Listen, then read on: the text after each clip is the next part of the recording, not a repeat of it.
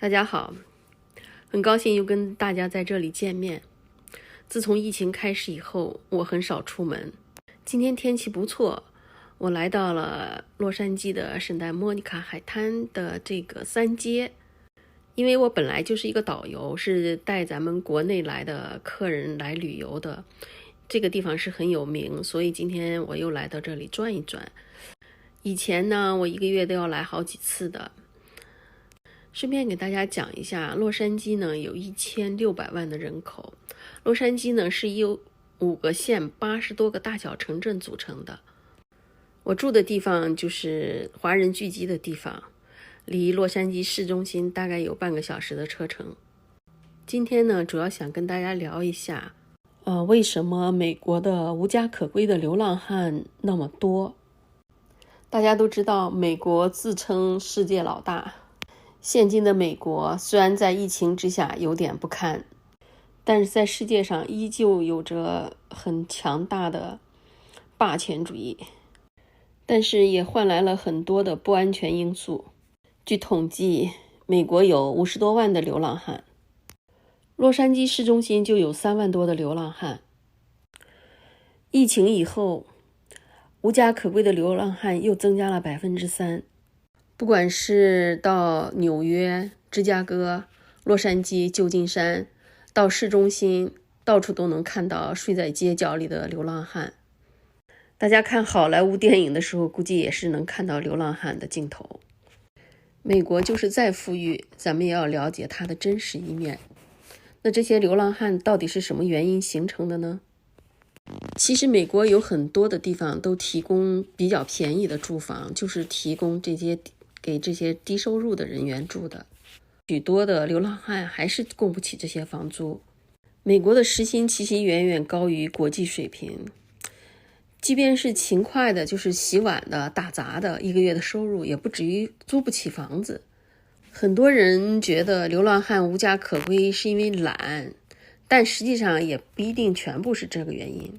实际上很多的流浪汉吧，普遍也存在心理上和身体上的疾病，他们很难找到一份合适的工作。很多美国人平时没有存钱的习惯，花的钱比赚的钱要多，超前的消费意识，还有很多人花着信用卡或透支信用卡。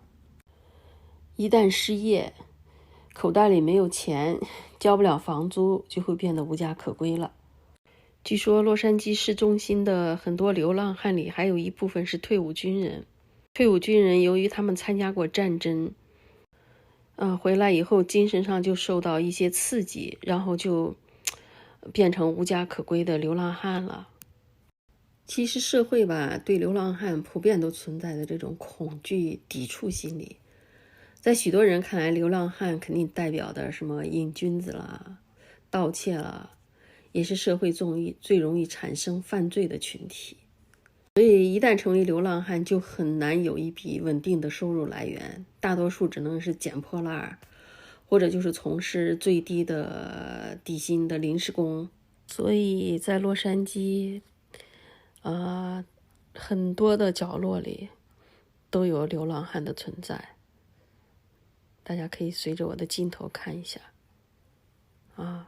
走到哪儿流浪汉真的是随处可见。这个是洛杉矶的市中心，下面大家可以随着我的镜头来看一下，这是在洛杉矶市中心的这个流浪汉聚集住的地方。我每次路过这的时候，只是开车路过，我从来不敢下来，因为我们就算是拍摄的过程中，他们如果有人看见我们拍，也会叽叽哇哇的乱叫的，反正让人感觉挺恐怖的。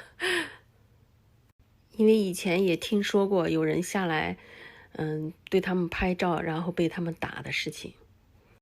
这些人他们连基本的温饱都很难保障，所以经常看他们在垃圾箱里翻呀什么的，捡一些人家吃过剩下的东西。咱们都知道的已经去世的篮球明星科比，也是一个非常有爱心做慈善事业的人。1年内曾经帮助过总计1714位的流浪汉，帮他们解决了住房、工作、衣食，住行等各方面的基本生活需求，也是一个非常有大爱的球星。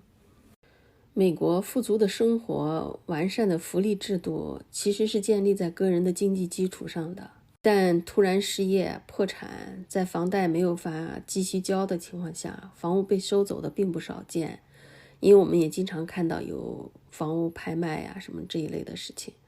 据说呢，还有一些特别烧钱的重病，在没有家人和朋友的帮助下，也很容易导致入不敷出，最后是身无分文，只能流浪了。大家看这些流浪汉，他们过着这种居无所定的自由生活，也不用背负房贷，也不用被家庭所约束，困了住天桥下，脏了去公厕洗澡，饿了就去捡剩菜剩饭。其实这类的流浪汉，他们也都拒绝了社会的帮助，宁愿过着这种邋遢的生活，有一个帐篷就可以走遍天下了。据调查，这些流浪汉60%是男性。曾经我带客人去旧金山旅游的时候，客人订的酒店就在旧金山的市中心，酒店的街道两边住满了流浪汉。旧金山它是个比较老的街区，所以市中心很旧，没有什么停车位。那我们的车呢，就停在大概离酒店有30米的一个停车场。当时我停完车以后，我都是让客人陪着我一起往酒店走的，因为两边全是像类似这样的流浪汉，所以很害怕。也看见有的人真的就拿着针管往自己腿上打，那种应该就是吸毒的。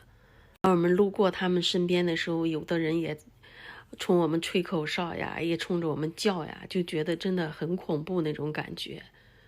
所以每次我开车在洛杉矶的大街上过这个地方的时候，我从来不敢下车的。